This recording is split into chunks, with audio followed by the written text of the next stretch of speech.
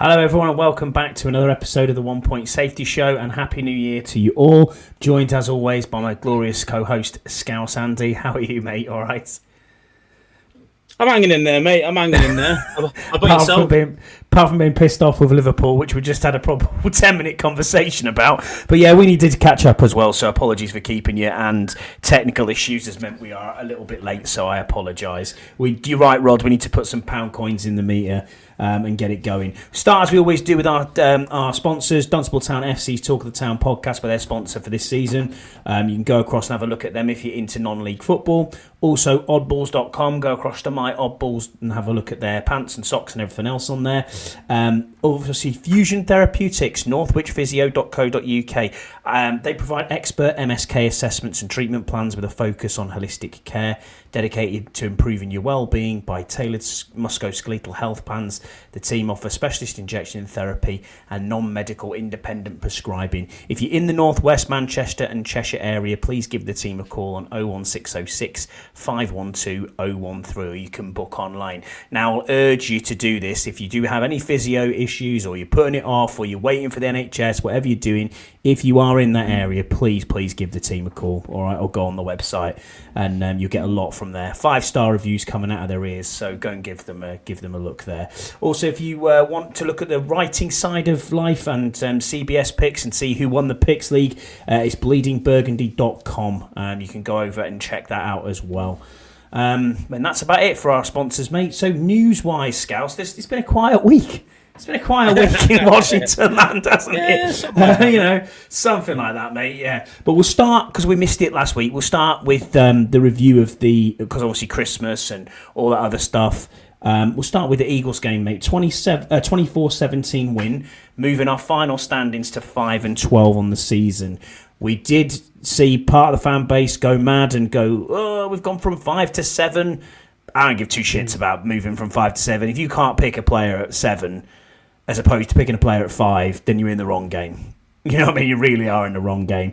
Don't care about draft stock. Happy for Josh Johnson that he's won his second game ever as a professional, and it's both with the same franchise. Oddly enough, but there you go. It is what it is. What did you think went well, mate, in the game? We'll just briefly gloss over this, but we won't keep it there.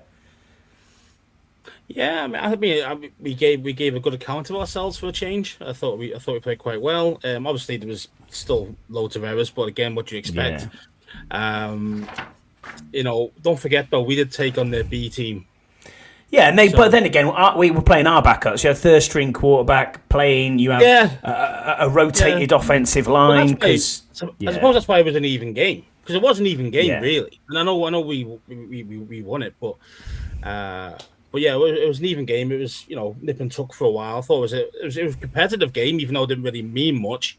Whoever won didn't really matter. I mean, I think we made it a little bit harder for the Eagles to win the Super Bowl. So that's quite a nice little thing for us to say that, because I think if they won, they would have been 2 seed if I'm not mistaken, which means that they would have got home field advantage throughout the playoffs. Now they don't. Now they play at home in the first game, but then they have to play away after that. So it makes it a little harder for them to go all the way. So I'm happy with that from that angle. But yeah, I agree with you. I've got the standouts I got here. I've got obviously Josh Johnson's second win. C-Rod was 16 carries, 45 yards, 1 TD. Josh Johnson with a rushing TD. Bates with a receiving TD. Von Miller, obviously Payne and Noah I with the sacks. Rees with the interception. And I thought Coleman stood out for me on the O-line. I thought he had a really good game. Even though, yes, their D-line is still a very good D-line, even as backups. So he did well against that. What I thought was poor in the game, fumbles again. 3 fumbles, Bill, Debo fumbled, Josh Johnson fumbled. 2 of them were recovered. The only one that was lost was the Josh Johnson one. And then pre-snap penalties, man. When you're on the 1 yard line, what are you doing, John Bates, to get done not John Bates, Sinnott, to get done twice? Yeah. Oh my word. I was just an idiot, man. Wow. It's like, mate, seriously, bro. Like, just can't you hold your frame for like that extra half second? You know what I mean? It's like, come on, it's basics, man. And we've been like this all season. I think. Yeah, and it was over 30 odd pre-snap penalties from the offense. in the and season. I think we'll get into that in a minute. I think that's part of why one of the things has also happened that Moody missed a field goal from 24 yards out as well. The only one he's missed, so I'm going to let him have one. That's fine. Yeah. I'm like, come on, bro. You know what I mean? Just when, notice, though, you don't it need doesn't that. matter if your kicker misses if you win. Have you noticed that? But no one's screaming about it, are they? No one gives a shit then, do they? But everyone's after Tyler Loop at this moment. You see what I mean? Because he missed 44-yarder for the winner. Yeah. Did you see that with the holy water though? That the Steelers kicker Boswell also missed at that end. And the guy there was a priest went out there with holy water and was like did only that end zone, and both kickers missed. Just saying. That's funny. Bit of divine intervention there, but there you go. But yeah, that's about it for that. So obviously it moves us to 5-12, a big off season ahead.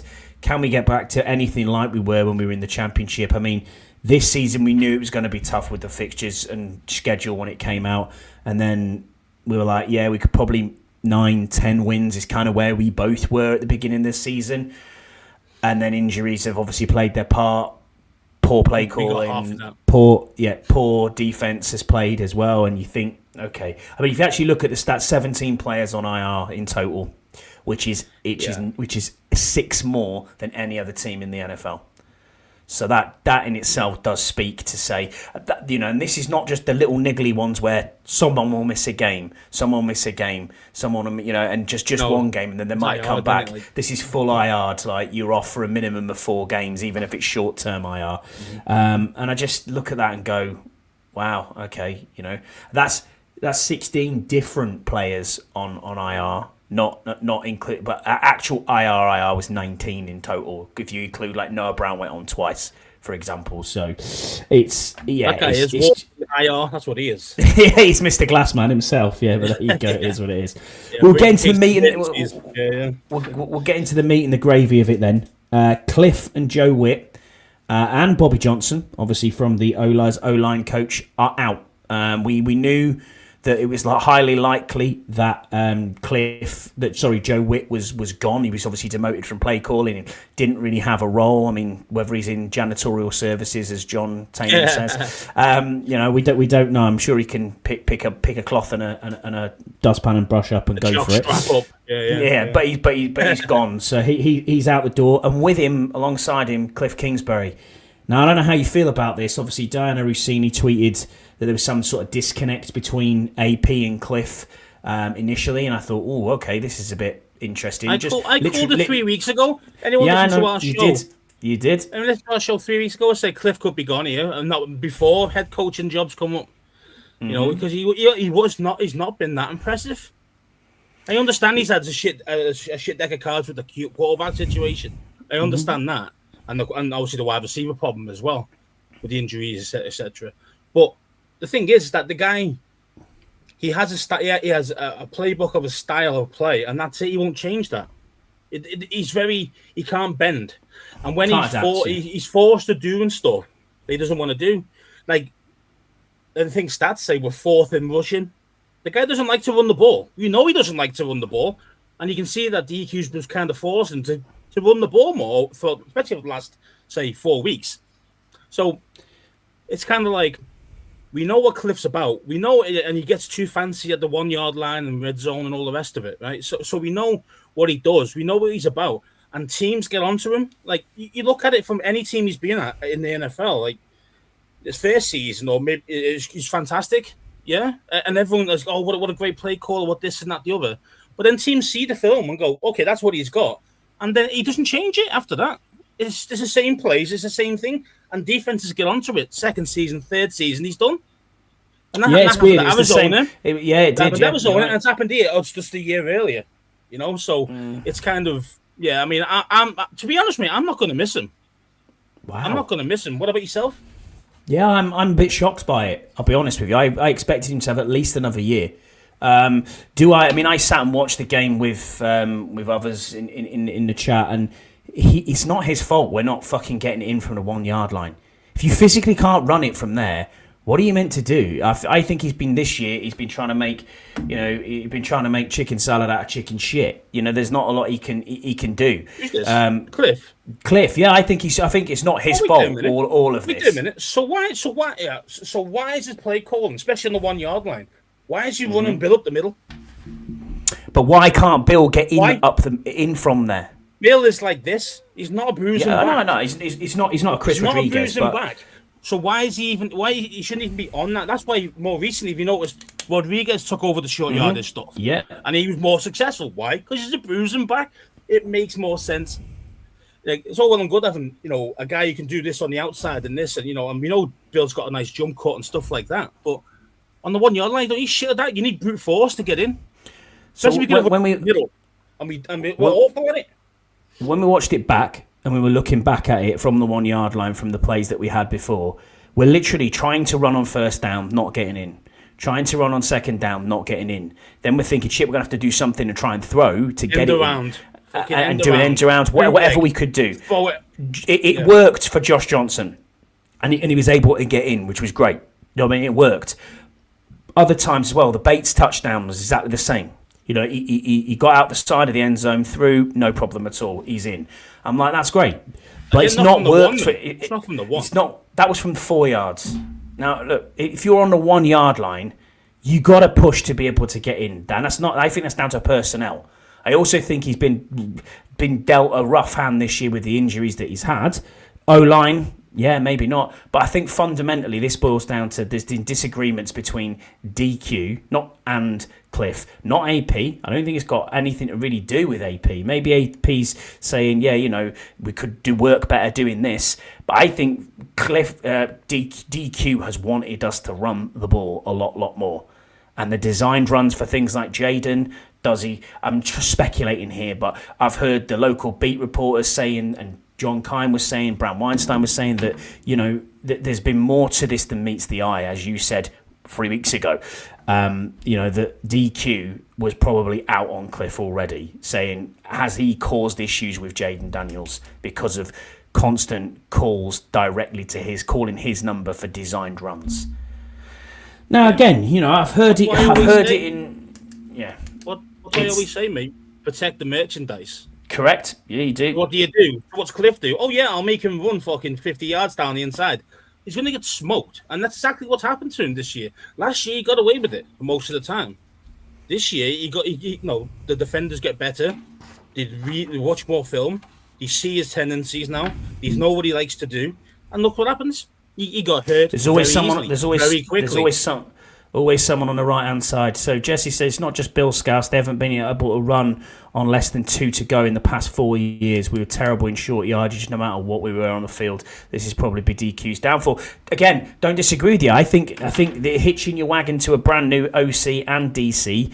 That's it now. The writing's on the wall for Dan Quinn as well. I think the writing's definitely on the wall. I don't remember if you said before you would have moved on from Dan Quinn maybe at the end of this season. I don't know. Well, if he didn't win a couple of games, yeah, I would have. If he went like on that, I said before about that 3, yeah, where he went that ridiculous losing streak, and if he carried it all the way through, I think if he lost 12 or 11 straight or something stupid like that, I think he would have been. Struggling. I think he would have been kicked out. I really do. But he won against the Eagles, and he won. Didn't he win another game earlier as well? Was it the Giants? Yeah, we did. Giants? Yeah. So the players are still playing for him. So after we knew that. I know DQ was going to stay after that. I knew he was going to stay. And obviously DQ's must have thrown maybe Cliff under the bus a little bit. We all knew Joe Witt was done, as you know, you mentioned yourself. So a bit like I don't disagree with this. I think it depends on who you get in. Now this is where I do disagree with Jesse. He's saying they've done Jaden dirty. It's a huge mistake getting rid of Cliff. I don't think it is. And we'll get into that probably a bit later because one of our. In fact, we'll talk about it now. We'll think about Terry. Think about Terry. Oh yeah, we've done him dirty with 11 quarterbacks. No, it's not. No, that's fine. And how many playbooks? Scott Turner, Eric Bieniemy, and now Cliff Kingsbury. I mean, one of the questions we got in from Scott G was saying that on the fans acting like letting Cliff Kingsbury go is the end of JD5. Do they truly believe that JD5 is not capable of learning a new offense, considering history in college and the NFL. He's shown that he can learn new schemes. Why are they making a mountain out of a molehill? It's not a, and then Jesse retorted, and fair enough, saying it's not about that JD can't learn a new offense. Of course he can't. But now he and the rest of the offense has to start from square one. It's set back 100%. Who's to say the new OC will even mesh with JD? JD is more important than any player or coach in this organisation, and rocking the boat seems dumb. Now look, I understand that. I do understand that. But it's got to stop talking about a mediocre wide receiver. Come on, but thing Jesse. is, but guess what? Jesse's is going to bat for a mediocre play caller. So what's that about? I thought his offense, obviously, he kept catching lightning in a bottle, not knowing what JD was in the first year. It was great. He's a mid play caller. Watch. He's a mid play caller. Really? Cliff's a mid play caller. Yeah, I get it there. It's the statement, is what Scott G said. It's the statement from JD about being disappointed. Yeah, I get that. Yeah, exactly, 100%. Yeah, exactly. This is what you got to kind of understand, man. It's like Cliff ain't all that. We can find somebody better, and especially if DQ's big time is looking at running the ball first, then we can find somebody who actually likes to run the ball first. End of the day, you've got your coordinator should be on the same page as your head coach, and it hasn't been like that. So I agree with that. And I agree with the fact that we probably have to be a run first team, because what ideally I think that Peters and DQ want Jaden to be is a pass first quarterback.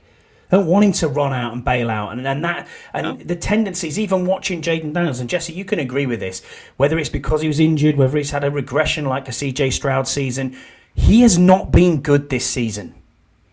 Let's not pull any punches. Jaden's been shit this season. He's got a tendency to run out to the right as soon as it's there, and any defensive back. Any defensive back or linebacker or safety watches the film, they'll know there's someone on the right-hand side to stop him. That's it. It's as simple as that. It has to be a pass first quarterback, because we know he has the arm. We know he has the range. We know he can do every throw. I believe in Jaden Daniels. I think that is absolutely the truth. So what you need is an innovative offensive coordinator to come in and replace Cliff. Now, we probably do have one, because one was fired today who has lots of connections to Dan Quinn, but we'll get into that as well as to who we think it could be, who it might not be. Jesse says you're ridiculous, Scouse, as well, so I don't know if you want to talk to that. Obviously he's going to bat for his boy Cliff, isn't he? Even though Cliff is, as I said before, he's mid, so it is what it is with that. I mean, the thing is, I don't think we'll miss Cliff at all. I really don't. You say you need an innovative guy. It depends. Yeah, but it depends who we get in. It depends who we get in. You need a guy who actually knows how to call a game. That's what you need. That's all you need. You don't need anything else. You don't need him to be like, I'm going to do the stupid end around thing again. This bullshit jet sweep again on the 1 yard line doesn't work every time that he's in the fucking in the 1 yard line. And he does all the time. He's predictable. Defenses get onto it. It's end of.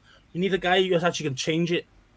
And I don't mean being stupid with like a trick play and all that. I'm talking like sometimes just brute force. Just get the fucking guy over the line. You know what I mean? And it hasn't been like that. Do you think the head coach we actually wanted ended up in Chicago? Oh yeah. Yeah. That's not true, Scott. The 3 games that was fully healthy, JD was damn near good this year, statistically better than last year. I'd have to look back at that. From what I've seen of watching Jaden Daniels, whether he was fully healthy or he wasn't fully healthy, he has the tendency to go out to the right. I'm not bullshitting with that. He rolls out to the right and throws it short. And the thing is that people get onto it. Van Ginkel got onto it, for a pick 6 against Minnesota. What did we get in that game? Nil point. How many games do we get under 14 or I'd say under 17 points this year? Everyone goes on about how good Cliff is. He's not that fucking good, man. Trust me, we're not going to miss him. Trust me on that. All right, we'll hold it. We'll timestamp this. Hold me to it for next season and say, this time next year, bring it back and say, do we miss Cliff? And the answer, 9 out of 10 will say no. I think it's dependent. It's dependent on who comes in. Because let's be honest, if you're an offensive coordinator, well, I think everyone wants to see Mike McDaniel, who's just been fired from Miami today. So yes, that is as an. But will it? Yeah. So does he want an OC job where he knows Cliff, knows DQ, even knows AP from previous stops? He's from that Shanahan coaching tree, which is where they ideally what is being talked about is where they want to go. From that tree. Yeah, of course he was. But he's also with DQ. He's also been with AP when he was at the 49ers. So he knows what's going on here. Does he have an innovative offense? I think he does. Has he had players that have ascended under his tenure at Miami? Yes. A-Chain's one of the best running backs in the entire NFL. Tyreek Hill had his best season, better than he did with Kansas City when they traded for him. Tua looked good for 2 years. Yeah. But that doesn't mean that we're. But it doesn't mean that we're going to. Yeah. But it doesn't mean we're going to get him, because I do agree with part of what Jesse was saying before on socials was that he will get a lot of head coaching looks, I think, and that's probably he should get probably where we'll go. I think that's the thing you're going to find. You see, is it's someone if you're going to wait for somebody like him. Like look what we did last season before we got Cliff. Before the head coaching job. We waited to see if we could get Ben Johnson, as we all know. Yeah. And then obviously, turn the plane around, all that crap, right? But we waited right to the end of the season, when the playoffs were over. Too late then. You're already too late because all the head coaches have gone, the ones that were going to become head coaches. So we're struggling. Mm-hmm. We don't want to do the same thing again but the OC. So if you're thinking about going for someone like McDaniel, you either ring him up and say, look, man, are you interested or not? Like, if you're waiting for a head coaching job, fine. Well, we've got to move on straight away. You can't fuck around with it. Do you know what I mean? But I also think that the good thing with this is that obviously the familiarity is there. No, you can't. The familiarity is there with the top brass in DC and with DQ, which is great. He's still getting paid off Miami till 2029. Because they extended him on a 4-year deal. So he's going to get $4 million a year from Miami for the next 4 seasons. Tell you what, it's great being bad, isn't it? Hey? That's what I mean.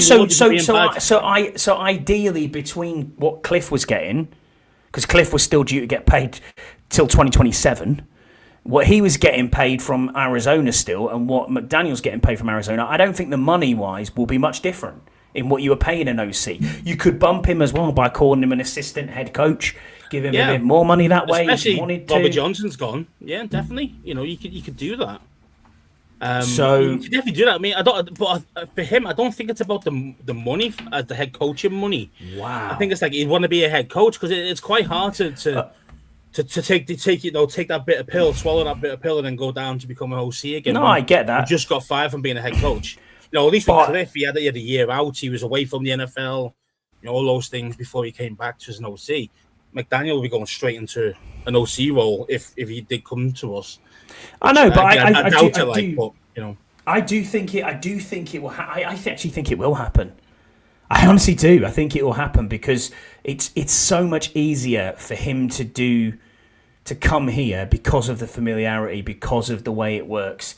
But it's do you get your friends in? I mean, I'm looking at this here. Geez, Jesse, you need to get drug tested, dude, because of all the head coaches in roles that are out there, the worst one I would want to go to is the Browns. Holy shit bags! I'd prefer to go to the bloody Giants. Honest to God, that's the one. You have a great defense, brilliant. But what are you doing with Shedeur Sanders? Mm-hmm. You know what I mean? No, I have no idea what you're doing there. Yeah, you got a good pick in the draft as well. His stats were very similar to Dylan Gabriel. I mean, this is not good. Yeah, Sanders ain't good. You know what I mean? You might get better, sure, but man, at the moment it's not good. And then you've got the dodgy guy who's come back from an Achilles. Yeah, as well. The $200 million man. You know what I mean? So it's kind of like $200 million man. Yeah. Yeah. So you're thinking, it's just a bad situation, that QB room. I bet the egos are ridiculous in there. I mean, I wouldn't even put it past if Shedeur's dad's all hanging around there all the time in the locker room and all that. I wouldn't put it past him. Dion might be better. Yeah. Rod wrote in on this. He said, "Well, they're not mucking about. Bobby Johnson's away as well. This is definitely a restyling of the offensive, especially with Blau being interviewed for the Lions OC job. We'll get onto that. It'll be interesting to see where Harbaugh goes to, if he goes to Miami, and if McDonald could be back as OC. It's clear that DQ felt that complementary football was not happening, and that you have to have both, and you've both commented on it. It seems that JD had reverted to run first rather than pass first when extending plays, so in a way he regressed in his development. This was a factor on him being injured, hence the changes. And he said, can you bring this up on Thursday? I think JD also lost confidence. I really do. You can see the reads he was making. He was making poor reads. He wasn't fantastic when he played. Nice, I agree with you. A 9 out of 10. He was banged up, playing with some sort of injury for most of the games that he did play, but it was just processing. It was off. He was missing wide open receivers, as in he wasn't even seeing they were there, not throwing the ball to him. I mean, he just didn't see them, and then he was making poor choices. And then what he would do, he would run first, as you say. You know what I mean? You see his 1-2 read and he's gone. Where the third read was wide open. To see what I mean? Stuff like that. He just wasn't. And again, that's confidence, I think, more than anything else. And obviously kept getting banged up because he kept running more. See what I mean? So, I think it's just a kind of a combination of both bad decisions, from Jaden, but also from Cliff. I do blame Cliff a lot for this year, 100%. Oh, there you go. Well, we'll get on to the coaching changes then. All right, before we do, actually, we have to mention that we requested an interview for our defensive coordinator. We requested an interview for defensive coordinator over at the Raiders, Patrick Graham. He's the only one that's officially come out to say, yeah, we're looking at him for defensive coordinator. Now, on the defensive side, I haven't got a clue what they're going to do. I've said for weeks that it's going to be Raheem Morris. Sure enough, Raheem Morris got fired. Dude, if they can get Flores in somehow, who hasn't actually got any head coaching interviews whatsoever in this cycle, which is so surprising. Really? I mean, does he want? Yeah, does he want to hang around? Does he want to hang around in Minnesota? The Evans type thing. Of course, with Miami. Yeah, of course it is. So a lot of teams just like, nah, as a head coach, nah, you're right, bro. Type thing is a bit like that. Or yeah, but he's obviously he's DC over at he's quality at Minnesota, and he's very good. But there's talk he wants to move on. Would you throw the Brinks truck at him? Would you back the truck up for money and said, there you go? I saw it today, Scott. He hasn't had any interview requests, unless that's come out in the last hour. I had a look earlier and researched it. He hasn't had any interest whatsoever. Baltimore, okay, maybe I stand corrected. If that is the case, then fine. But I mean, I'd take him as DC. Hell yeah. Looking at the coaching carousel and where we are.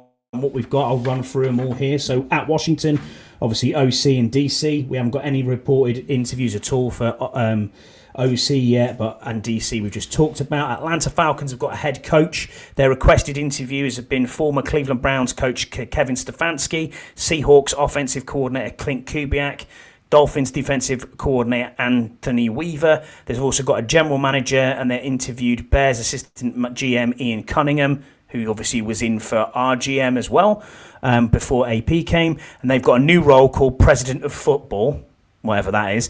And they've requested to interview former Falcons quarterback Matt Ryan. I wonder who'll get that job. Panthers EVP of Football Ops Brandon Tills, and Lions COO Mike Disner. Albert Breer posted it about 6 hours ago. Well, I'm very sorry to Albert Breer that I don't look at his fucking social media. Generally, if it's not on Schefter, it's not on Rossini, it's not on Mike Garafolo or Ian Rappaport, I ain't seen it. So yeah, I probably missed that. But fair enough, Scott. Cheers. I'm sure Scott, you will find one now from Schefter or something like that. He doesn't try and have you off. Probably, that's what he tries to do. But dude, I've been at work. I can't keep hold of every. The excuses are coming in now. They are now, mate. All the research. Professional, all of it. Professional podcast. Atlanta Falcons head coach. They've requested former. Arizona Cardinals. They've got head coach. So they've got again Clint Kubiak, Patriots pass game coordinator Thomas Brown, Matt Nagy has been there. Raheem Morris has got an interview there. Robert Salah's got an interview there, and Vance Joseph from the Broncos has got an interview there as well. Baltimore, Clint Kubiak, Anthony Weaver, And then I've got on here a choice, hasn't he? He's got a choice. Vance Joseph again, Matt Nagy, and then Broncos passing game coordinator Davis Webb. And then, obviously, now we know it's Vikings defensive coordinator Brian Flores. So, cheers for that. You like knee pads, lol. Yeah, exactly. Brian Baltimore, Cleveland Browns, they've also got a head coach open there. They've requested an interview from Todd Monken from the Ravens. Seahawks defensive coordinator Aidan Durden, who's the British guy. He used to do the IPP stuff, if you remember, and he was at the Lions for a while. Browns offensive coordinator Tommy Rees and Bengals offensive coordinator Dan Pritchard. The Dallas Cowboys have got a defensive coordinator role.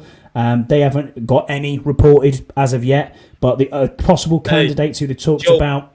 He's on the list. He's on the list. Yep. 100%. He's on the list. Him, Steve Wilkes, and it says possible candidate Brian Flores.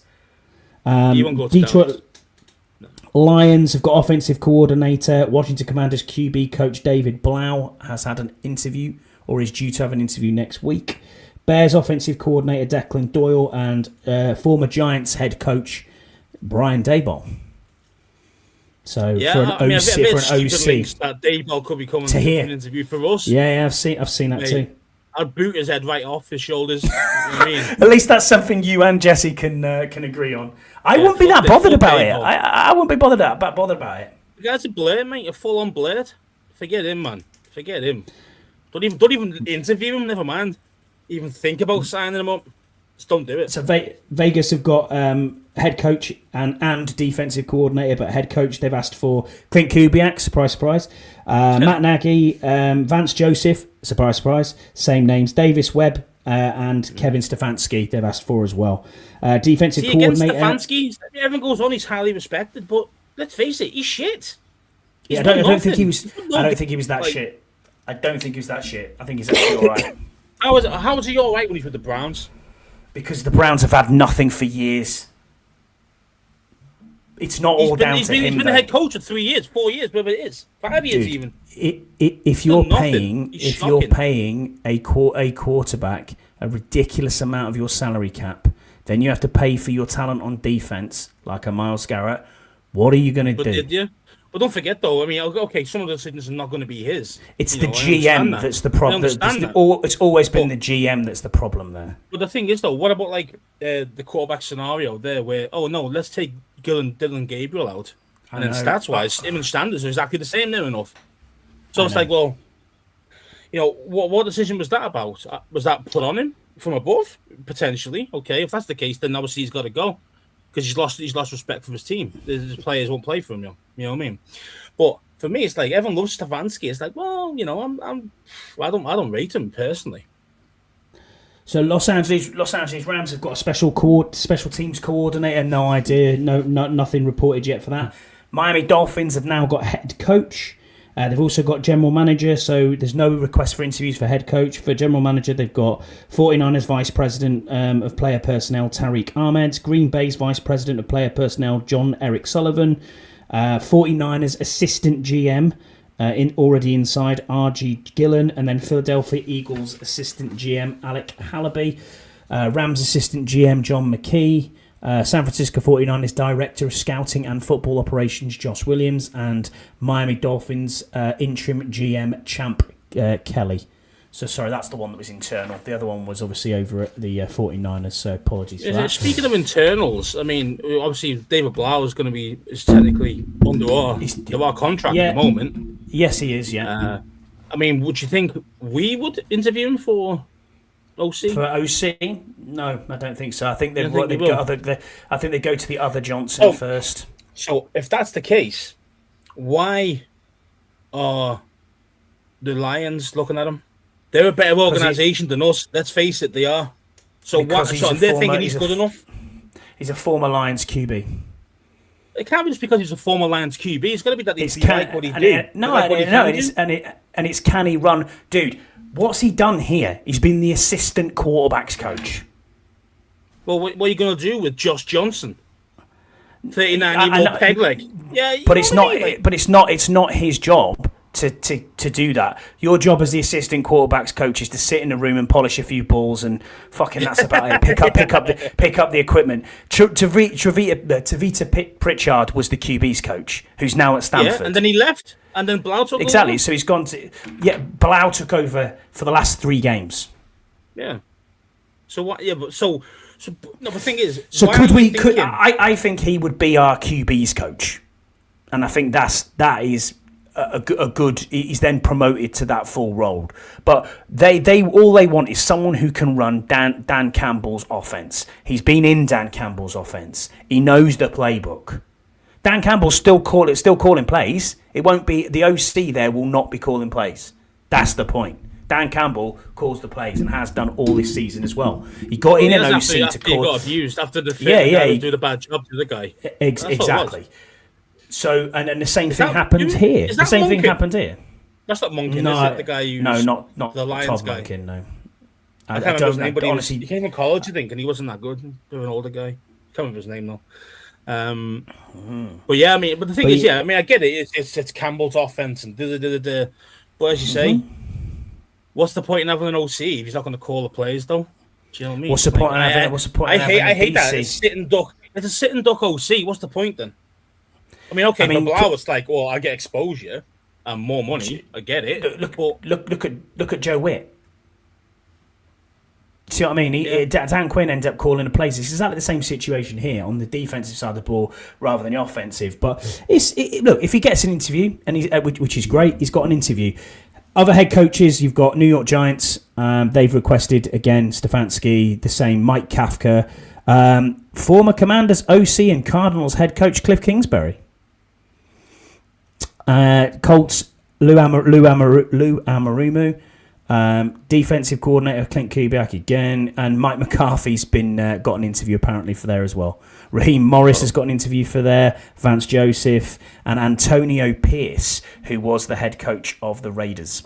So that tells me that they've got no idea. They're just going, everybody's got a name out there. We'll have them all. We'll interview them all and see what happens. See who impresses best. Sometimes that can work, but normally it's like, no, you normally narrow it down to like 2 or 3 guys. Go, look, man, these are the guys I want. Let's interview them bad boys and see who really does impress. You know what I mean? Rather than 8 guys, 10 guys. What's the point in that? You know. And I agree with the looks on this one. I agree with the looks. Do you give someone a second or first opportunity to get fired? Yeah, I know what you're saying. Been fired. Someone has to take a chance on you at some point. Yeah, it's very true. Very true. Well, McVay must have been fired. Unless he was poached from here. Was he poached from here? I don't know. Yeah, because he was the OC, wasn't he? And then he got the Rams job. Yeah. Mm-hmm. So he hasn't been fired per se. Okay. I mean, the other one, Shanahan has been fired. Maybe from Atlanta. I don't know. But he was OC, wasn't he? He wasn't. Yeah, he was. Yeah, he was OC. He wasn't head coach. He was there. So no. Yeah. So I mean, the last one is Tennessee, and their head coaching requests have been Commanders, ex-Commanders OC Cliff Kingsbury. Raheem Morris again, Kevin Stefanski again, Vance Joseph again, Lou Amarumo again. It's the same 5 or 6 guys, isn't it? You know it is, yeah. Steve Spagnuolo's on this one, Matt Nagy's on this one, Jason Garrett, former Cowboys head coach. That's an odd one, isn't it? Yeah. Robert Salah's on for that one as well, which is like the 3rd time he's been on here. If Spags doesn't get a coaching job, what do you think about him coming to DC? As DC, I don't think he'd leave KC because and I don't think he'd leave KC because I mean I kind of think of what John was saying the other day. Soon? Yeah, I think he might. Yeah, because he's going to sit there and say how long's Patrick out for? He's out for a year, pretty much. At least he's not going to be back until the playoffs minimum next year. So what can you do anything? They're not making the playoffs without Holmes. They're not making it without him. So Kelsey's retiring. So that team ain't that good without Mahomes. They're going to be an absolute mid team next year. No doubt about that. I mean, defense is still be quite solid. That's what I'm saying. Like, yeah. Chris Jones and stuff is pretty good over there. He's probably he's the best D tackle in the entire game, Chris Jones. So. You know, they've got pieces. Exactly, they've got pieces, but it's not It's a mid-range team. Well, that'd put you off, wouldn't it? The face of your Spags. Oh yeah. What talent you got on defense? Yeah. Nothing. Okay, yeah, I think I'll stay where I'm at. That's exactly it. What have we got? Absolutely nothing. Yeah. Absolutely nothing. Exactly. It's a full-on rebuild. Yeah, the two from the firings, obviously the firings that we looked at, I didn't think any of them were a surprise, apart from Baltimore, which is completely out of the blue. And then since Harbaugh went, now Miami have obviously pulled the fucking plug. Now he's really good friends with their owner. So what does that tell you already? That they are literally close friends. Yeah. Oh yeah. He wants to go to Miami. No doubt he's going to Miami. What a place to retire as well. You know what I mean? Hello. Yeah. So he'll be. I think that is exactly who will be their new head coach over there. Yeah, and then that obviously opens up. I'm shocked with that. I mean, at the end of the day, so you're saying to me like because a field goal guy missed a 44-yarder, that the head coach deserves to be fired. Thanks to divine intervention. No, but then you think about if you saw, they had so many injuries at the start of the season. That's why they went 1-5. Yeah, awful. And obviously he got half his team back, and then look what he did. He won a good run near the end, and he couldn't really made it. Look at what Lamar Jackson's putting out on social media. You know, look at what he's through his head. He's completely out of the pram. You know, there's pictures of him coming off the field. He's throwing water bottles at the fucking Ravens sign. You know, his Instagram post has been like, "Now I'm free," all that sort of stuff. It's like, come on, dude. You know what I mean? You are the definitive of a system quarterback. You know what I mean? Honestly, yes, he's got MVPs and stuff. I get that. He's a really, really top level QB, but can he do it with a new head coach? We'll have to find out. Won't we? Well, we are going to find out, aren't we? We are going to find out that one. It's interesting. And the thing is, as well, it's like Harbaugh is also the guy who likes to run the ball. Yeah, but he's not an offensive guru or a defensive guru. He's a special teams guy. Yeah. So he's a leader. He's the leader. He's a leader. He's a leader of men. That's exactly what it is. He's the rah guy, and that's kind of how I want to. Exactly. That's how I want our team to be. DQ is I'm going to battle. I'm the leader of the men. I'm the fucking brotherhood. All this shit. You want your geeky OC in Mike, yeah. and who would you want then? Ideally for DC. That's a tough one because where'd you go? Yeah, Flores would be amazing. Like, yeah, I think Flores is number one for me. But again, I say, would he want to come here to? Todd Monken's a good shout. He does come with baggage. You know what I mean? Todd Monken, yeah, he's solid.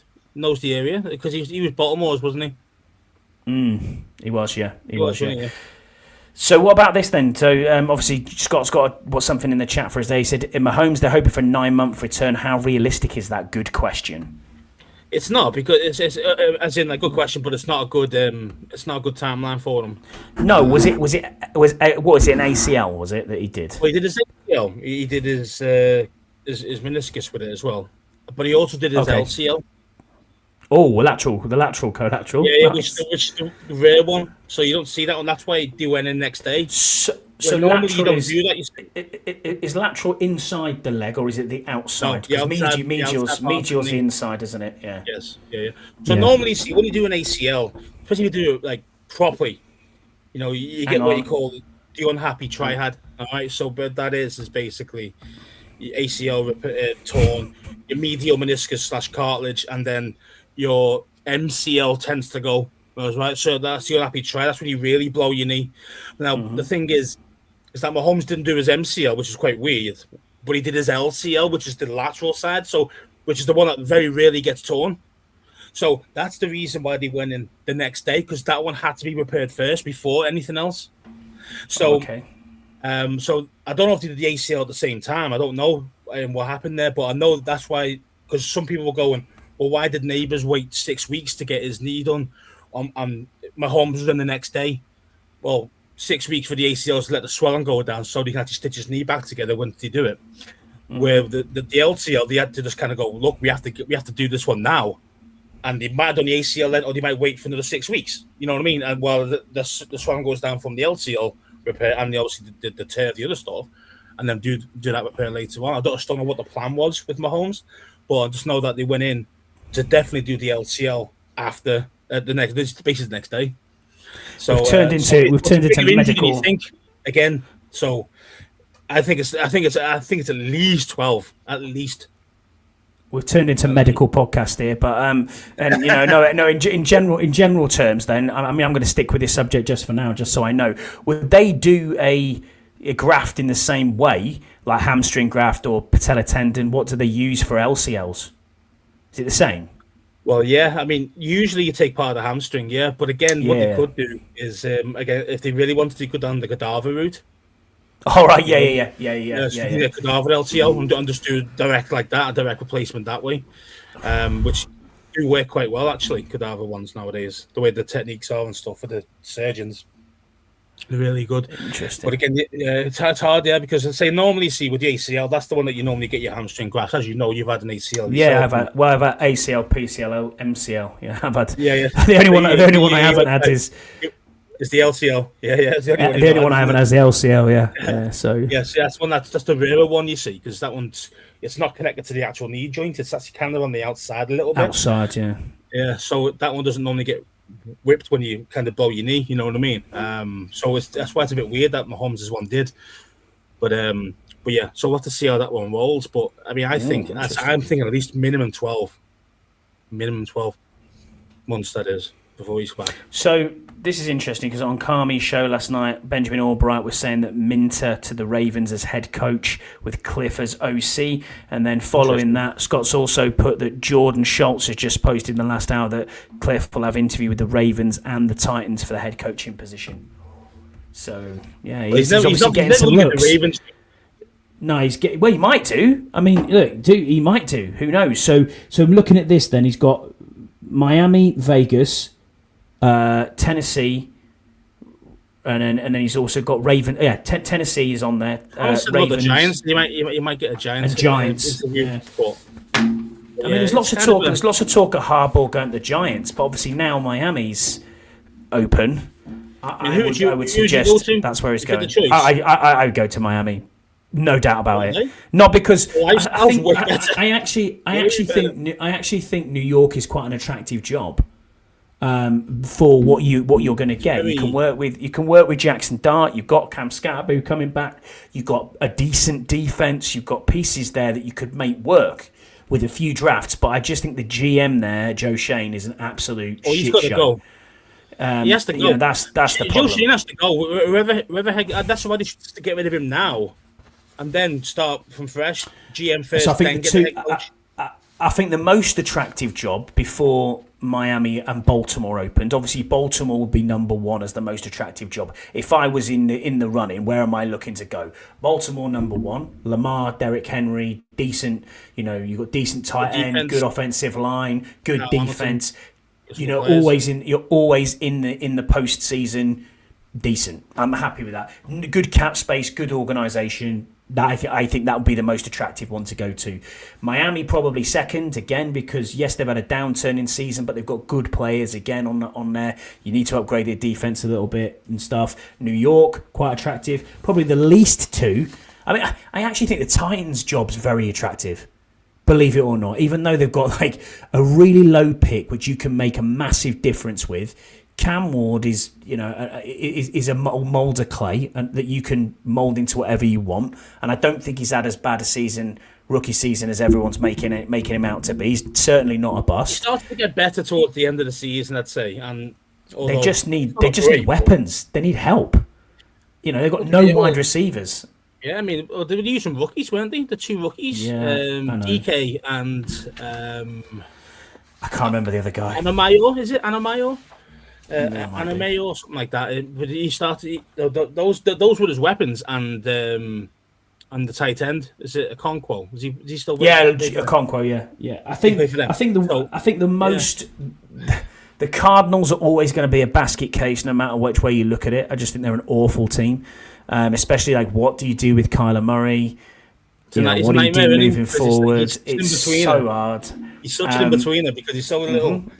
And you're thinking, damn. Were you there? Were you there when he walked past us? Yeah, he's shorter than me. You're fucking taller than him. I'm 5'9". I'm taller than him. You are not. You are. I didn't think you were 5'9". I thought you were at least 5'10", maybe a bit more. I'm 5'9". Yeah, I'm 5'9". He's smaller than me, and I'm 5'7". He's smaller than me. He is small, man. He really is. You don't realise how small he actually is. That's why he's got. That's why the way he plays is literally, all bootlegs and rolling out and all the rest of it, because he just can't. He can't stay in the pocket because the guys are too big. Can't get the ball through them. So I think I genuinely think the worst of all of it is the Falcons' job. I wouldn't want that job if you paid me lots and lots of money. God no. Arthur Blank's an arsehole of an owner. I mean, no chance there. He's old. Yeah, I know that. But then at the same time, you're now moving into this president of football shit where Matt Ryan's there. The talent is there. They do have a lot of talent. But you've got Penix, you've got the decisions with Kirk Cousins. What a shit show that is. You're cutting that shit. You're just taking the hit. You can't. It's so much money. Taking the hit. If he's crap, you might just get rid of him. Might as well. And Penix, you don't know what you're going to get. That's what I'm saying. ACL again. Third ACL, he's done. Third ACL.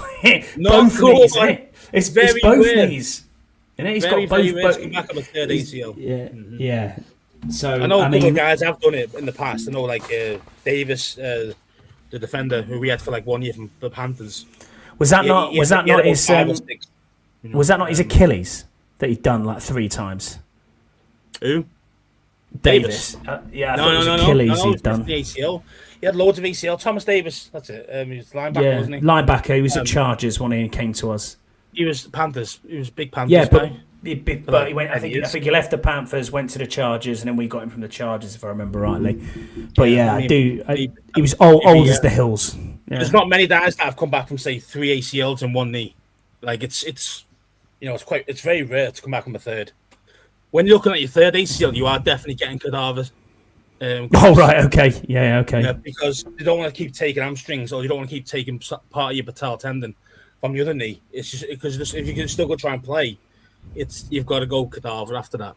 Because you don't want to keep picking off more strands of your patellar tendon. You got to use your other knee to actually be able to run. You know what I mean? So if you're like a normal person who doesn't need that, you might do that. But if you're an athlete, no, you're definitely going to get some cadavers after that one.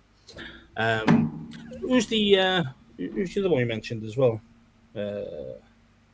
What jobs wise? Jobs wise, yeah. I mean, to be fair, I think one of the worst ones is the Raiders. The Raiders is the worst. Yeah, that's right. Yeah, that's a good shout. That's a good shout. Yeah, you don't want to be going to the Raiders. You got a crazy guy as owner. Tom Brady looking over your shoulder every 2 seconds. Yeah, thinking that he's the main man when he's not the main man anymore, bro. You're not playing anymore, so just go away. You know what I mean? Just don't commentate. Yeah. Yeah, just don't commentate. Stay away from me. Stay at my business. If I was the head coach there, I'd be like, stay at my business, bro. But that was a surprise. Yeah. I mean, I didn't think it was that surprising. I did think Pete Carroll would be one and done. I mean, Carroll struggled, but the thing is, I mean, I always think about that, thinking, well, unless Carroll actually wanted to go, because I know you could say you could have left on his own accord, but he got fired. Now the thing is that Pete Carroll's in his 70s, and it's hard to rebuild with a guy that old. And he got fired in his 70s, so he's probably got enough money until he's gone. Loaded. You know what I'm saying? He need the money. He doesn't need the money. I suppose you're right. Yeah. But yeah, man. I mean, I just don't understand it. It's like, why would you bring him in and let him get past players who are past it, like Geno Smith and stuff like that, for big contracts? Well, because Geno actually had a good season in Seattle. In Seattle, and then you're like, oh, okay, but they signed him to a ridiculous deal, and it's like 3 years, something. What was it, like 50 million a year or something crazy? Like 20 odd million a year. It was ridiculous. So Pete Carroll is 74. Yeah, he's coming up. He's coming up to be 75. So he's got that, and he's getting paid till 2029. Is he really? Yeah, he'll be 79 by the time his money runs out. Oh yeah. Well, one thing that 5 years, 5 years. But you imagine would you give a 74-year-old that? Because you've got a dude who looks like his haircut's been done by Dumb and Dumber. I mean, he looks like Lloyd Christmas. What's he called? Mark? I can't remember. Mark Davis, is it? Yeah. What an absolute crazy hell. It is. It's crazy, yeah. Absolutely that crazy. That shows that the guy's got too much money, mate, because you throw a 5-year deal or something like that. For probably, I don't know how much he was on, but head coaches tend to go for around 8 He was on 10 million. He was on 10 million. He was on 10 million, yeah. This is 50 million. He's just lost it just by having that. Yeah, I saw that as well. I saw Tom Moore just finally announced his retirement as well. It was 87. Yeah, I saw that. Yeah, but Tom Moore wasn't the head coach, though, was he? No, he was like assistant to the regional assistant, which is pretty much my role on this podcast. That's a passive role, that one he's got there. You know what I mean? Tom Moore, he's just like in the background chatting shit. You know, these other guys, you know, he's at the forefront of the game. You know, he's got to make the decisions and stuff like that. It's a bit different. And yeah, exactly. A senior offensive consultant. Yeah. Born in 1938. A friend of a friend's title, that is. Senior offensive consultant.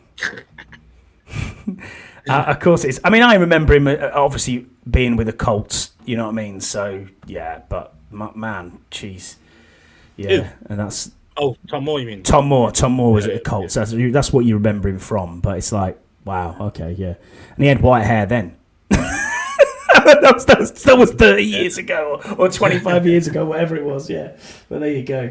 I don't know. Right, we'll get into our fan questions then, mate. So, Alid, who is at Wales Commanders, loves an away day, does Alid. Go and give him a follow. Shame he loses every time he goes. So yeah, we do, actually. He's a bad luck charm. He's a bad luck charm. No, he's not. Yes. Now that Mike McDonald is looking for a new job, how realistic is it that he ends up in Washington? How realistic is it? I think there's a chance, but I don't think it's realistic. I think it's a 50-50, I think. Do you? I think it depends. I think we have to be aggressive, like you say. I would be ringing him now and getting him on a plane. Like literally, fucking tape him up and get him on a plane. Don't let him leave. Exactly. If you have to send in Delta Force, by all means, go and do it. You know what I mean? But yeah, geez. It all depends if he want to come back. I mean, that's the biggest thing for him. You know, obviously he was there through the Snyder era, so you're thinking, oh man, that's shit. But then obviously now thinking, oh, well, maybe it's different now, and that might help bring him towards us. But yeah, it's not. It's definitely not signed, sealed, or delivered. I think you probably still want a head coaching job, and if you can't get one, I do too. Then you might look at coming to us for OC. I think would be like his second choice.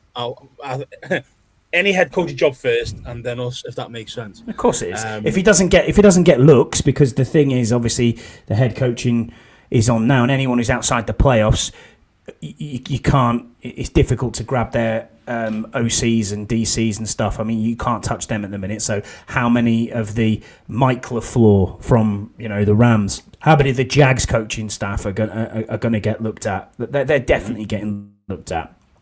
So, them sort of dynamic offenses there. 49ers, for example, as well. If I was AP, I'd be ringing him straight away, saying, "Look, man, would you fancy it?" If he says no, fair enough. At least you asked. You know what I mean, straight away. And Thank you, Scott. Before we move on to all of our fan questions, and thank you, Ali, for putting that in. That is one thing I needed to bring up was Lattimore. Did you see? Yeah, I was going to say getting arrested. Message then.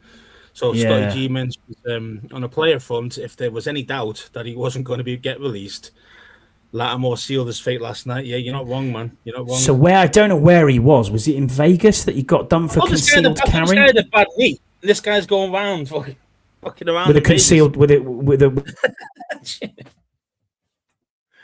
the firearm. I don't know. I haven't seen all that much on it. Ohio. Oh, it's Ohio, was it? Thank you, Scott. But yeah, he's done. I mean, it's $19 million cap saving. We owe him no money whatsoever. Just cut him. Bye. He's not coming back.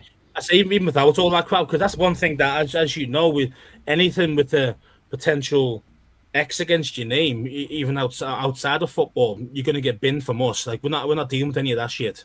Look what happened to McManus. You know what exactly. I mean? Gone. Yeah, and that was an allegation. He didn't have a gun in his hand. Do you know what I mean? Like it was just it was an allegation about women. Yeah, he didn't physically get booked by the police, did he? And be like, right, exactly. I'm in. Exactly. So he's gone, man. This guy's big time gone. Definitely getting caught. 100% agree with you. 100% agree with you. He is out the door. What we'll do, I think next week what we'll do is we will have a deep dive on the season as a whole. We'll have a look at exactly all position groups, what was good, what was bad, where we went, how the draft class turned out. I think we'll talk about that as well. And then we can look at pending free agents, who's obviously now a free agent from the Commanders, who's left, because there's 30 players we need to sign. Who would you bring back? Who wouldn't you bring back? I think we'll do all that next week or over the next couple of shows, because we have to fill the time now. We're in the off season as well, so it'll give us a bit more. Yeah, I saw that he was arrested last night. I did see it for carrying a concealed weapon. Yeah, I did see that. Inappropriately handling a firearm in a motor vehicle. Yeah, what are you doing, rocking around with a gun? I mean, it's not. I mean, I get it. You know, you're entitled to your amendment rights to hold a firearm in America, but we don't have that over this side of the pond. You just get stabbed instead. I mean, I'm unsure. I mean, obviously, you must. You just get stabbed. Yeah, that's what we get. Zombie knives. Yeah. Yeah. Exactly. Yeah, machetes and all that slicing you up. That's what we get.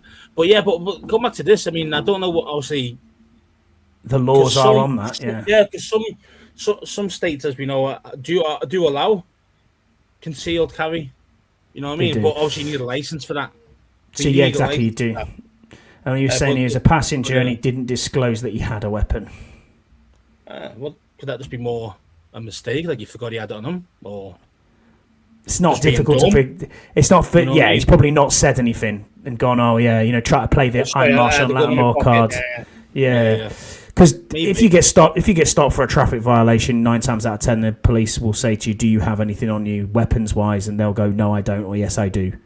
Mm-hmm. It's as simple as that. But state by state, it differs. Yeah, Rod's right. So I don't know what Ohio's all about. I mean, they might be more stricter than say Florida, because Florida's quite lenient and stuff like that. Yeah, very lenient. Yeah, free gun state and stuff like that, isn't it? Is it Florida? Yeah, and you can stand your ground as well. So next question then we have is from Scott G, who's still in our chat.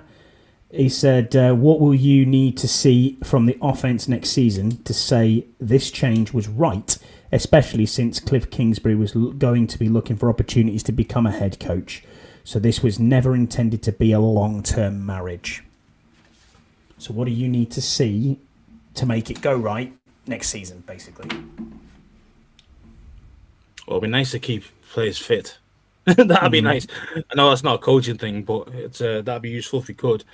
I just want somebody who's capable. Who knows competent play calling, running the ball. Is that what you want to become? Who knows what he's doing at the right times to call the right call at the right times. Now I know not every time that's going to work, but 8 out of 10. That's what I'm looking for.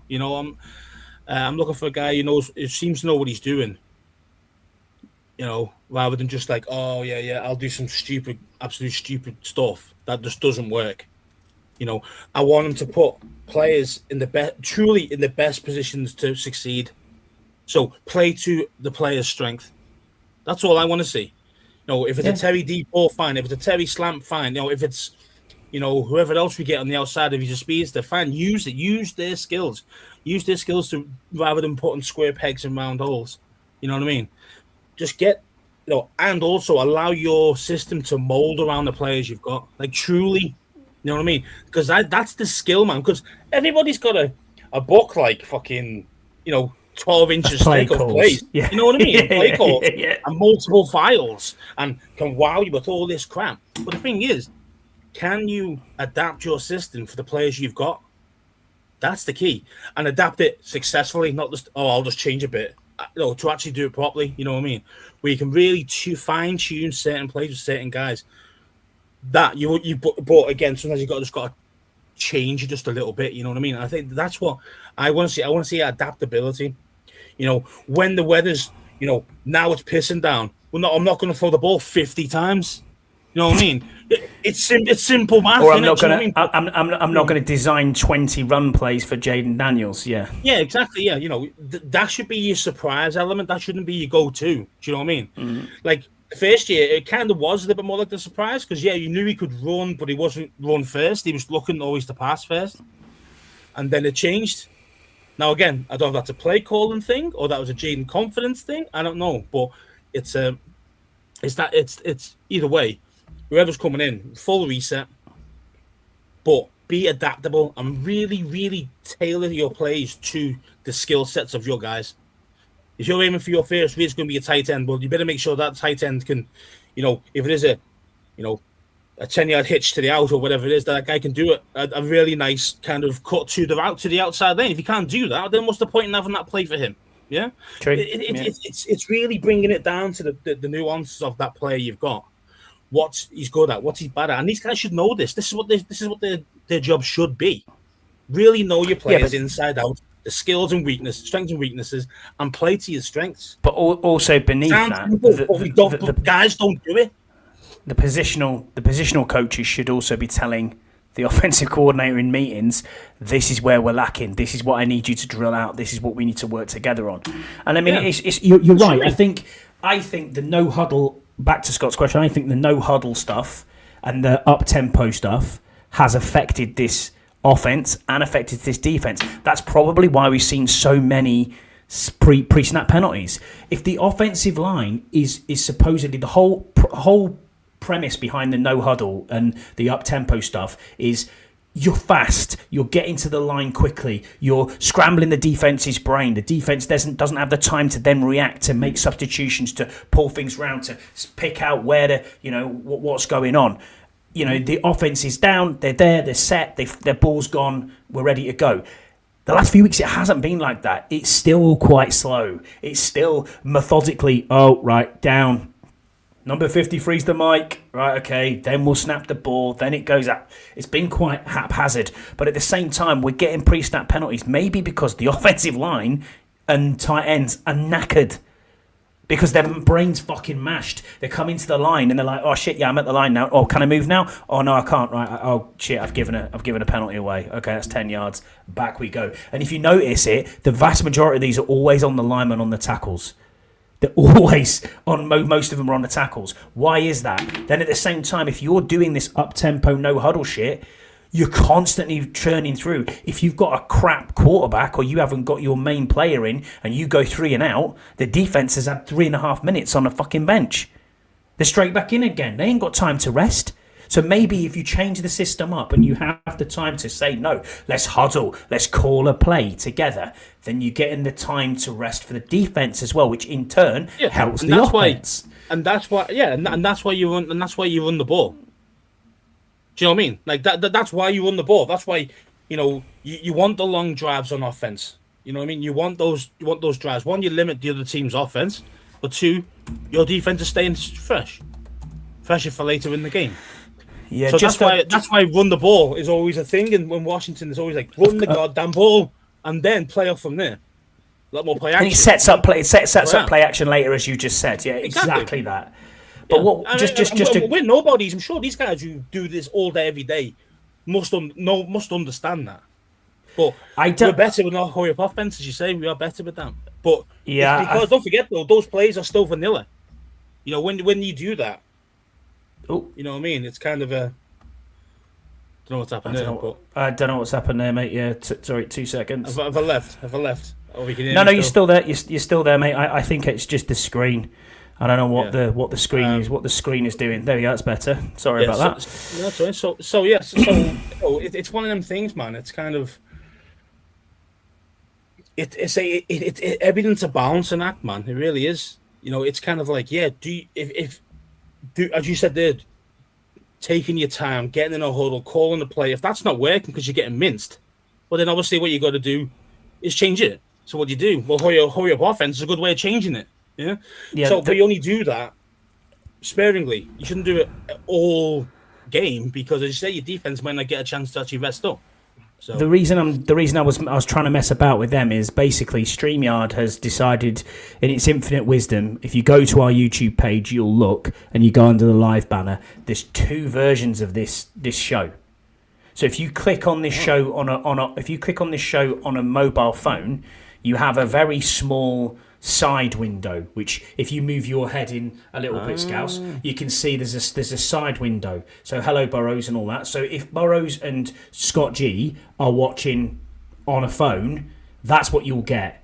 If you watch it on a laptop or you watch it on a PC, you'll get the mainstream that we have here in the middle. So what I'm going to do is after this one tonight, I'm going to bin this off, because it makes no sense to have both shows like this, because they've made changes and I don't think it's worked. So there you go. Sweet. So it just streams in two different things. It streams in vertical, and it streams in normal broadcast. Call it a full screen broadcast. So that's why I'm on you have a small screen window as well. It's weird. Don't know then. No idea. Unless I've looked at the settings, man.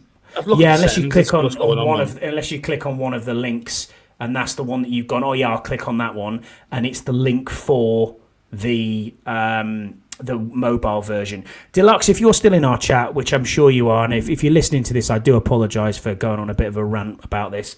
You can explain it to Scott G, because you had the same thing with the Bleeding Burgundy. It's all over the place. And Burrows there, Commander Bunker, he says, Jesus, I had Hartley's Hooter in HD there. You don't want that, mate. just before we finish off, Scouts, as well, I've got one last question, which is from Tim Towner. He says, who will win the Super Bowl this year? For the last 9 years, this has been a game dominated by New England, Kansas City, LA Rams, Philly, and San Francisco. Will this year be a different team like Buffalo, and can they get to the top of the mountain? Who've you got? Do you know why? Do you know what I think is going to be the sneaky dark horse? Don't you dare say it. Don't you dare say it, and I'm going to have a party with a blonde wig on. Don't you say it. No, do you think Seattle. so? Yeah, Seahawks. There you go. That's where I was going. I thought you think about the Jags. No, I'm Jags. Yeah, I was thinking, oh god, yeah, Jags. The Seahawks, man, they got an unbelievable defense.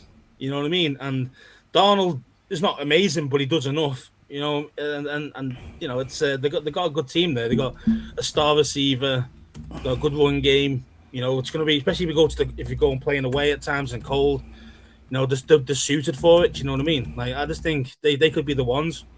I think I'm going to call it now. I think it'll be Seattle Pats at Super Bowl. Oof, that's good. I don't believe in Denver. I think they're hit and miss. I think Bo Nix has got a rick in him. He had them beat, mate. That's how good Denver are. I know. Yeah, exactly. We had them beat and fucked it up. That's our fault. But, you know, they didn't win that game. We lost that game. You know, but we're not that good, as you know. So I don't think the Bears are good enough to do it either. I mean, the Texans have got a very good defense, but that's about it. The Chargers, I don't think, will get past the Patriots. The Bills are not the Bills this year. So no, they're not as good as they were. So I think it will be a Rams. You think the Rams? Seattle torched them. You know what I mean? I do. It was close. It was a close game. That actually wasn't a torching. I think the Rams will win the Super Bowl. I think it'll be a Rams 49ers and NFC. AFC Jags against who will be in the AFC side? Pats. Yeah, a Jags Pats. Yes, I just think Pats. Seattle. So LA Rams and Pats Super Bowl is where I think it was going to go, and I think the winner will probably be the Rams. I'm not sleeping. I'm not sleeping on the Jags. If it goes back to them two playing each other again, Seattle beat them again. Like, that's just how it works. They're built to beat them. They're built to beat them. Yeah. Don't sleep on the Jags. He said. I mean, I get this every day at the minute. You know, with the wife being a Jags fan. It's hard. But yeah, it's we'll see what happens. Don't forget though, the Jags. They as you always mention, catching lightning in a bottle. That's exactly what they've done. That's what they're exactly. Right now. But I do think they have a really good head coach. The quarterback whisperer himself, Liam Cohen, did a really, really good job at San Francisco. At Tampa Bay, came into here and went, I'm doing exactly the same, because this is like the best that Trevor Lawrence has ever played. So yeah, it'll be always go with a top QB for a Super Bowl. Yeah, I agree with you. Deluxe. Imagine if Hunter come back during the playoffs too. He's nowhere near Yam. Oh, Pats. He's not even. He's not Pats even have close. got a top quarterback, so that'll be all right. Pats have got a top quarterback. You're absolutely right. For my, I think. What you mean? Think Seattle's you mean Drake? You mean Drake May MVP? Because that's who it's going to be. No, he's going to be the MVP. Yeah. He's going to be MVP. That's for sure. So? Yeah, 100%. I believe that. People keep saying Stafford's the MVP. Blah blah blah. Darnold's up there as well. People are talking about Darnold. Yeah, I don't think Darnold's MVP. Like, I mean, I say he's been solid. He's been great at some games, but he's inconsistent. But the Seattle's the defense is good enough to keep him in games. Defense wins championships, and Seattle have a really good defense. I mean, look what they did to us, man. We got fucking slaughtered in that game. You know what I mean? Like, it was. I mean, they took the foot off the gas. It started the third, and they still won by 20 odd. You know what I mean? Like, it was, it was impressive. You know what I mean? Like, they are good, man. And they've got the run game as well. They've got the run game as well to go deep, to go to, the tough away games. The away at Eagles if they've got to go there, or you know what I mean, stuff like that. They can get it done. So, agreed. Right, that just about does us, mate. We'll be on the same time next week. Even if I count, thank you for popping in just as we're about to leave. Apologies, mate. Yeah, if you haven't followed Commander Viscount, go and do that. He's a great guy, John. Shout out to him. Shout out to the Boar and Wood, who are nearly at the top of the league. Me, you, and Scouse will be crying and fighting with each other because Scouse follows York City. I follow, obviously, Carlisle, and your boys, Boar and Wood. Yeah, you put us to the sword the other week, so that's it. Yeah, but see, Boar and Wood, though. See, Boar and Wood went, the pitch was frozen against us. You know what I mean? No one's going to get smoked. I noticed no, that. They're going to get smoked. Night Rod, thank you for your questions. As always, we are about to get off, so appreciate you being on with us as well, mate. But yeah, shout out to Andy, Ian, Scott G, Rod, Yam, Deluxe, Jesse, and Viscount, all for being with us. Yam, obviously, reach out if you need anything, mate. Going through quite a rough time at the minute, so appreciate you being on here and taking the time to come and see us. But do reach out, mate, if you need anything. So that's what we're there for. And we'll be back the same time next week, Scouse. If you've got anything else that you want to bring up, mate, or are you just about good? No, I'm good. Mate. No, you're good. Right, well, thanks, everybody, and we'll see you same time next week. Bye.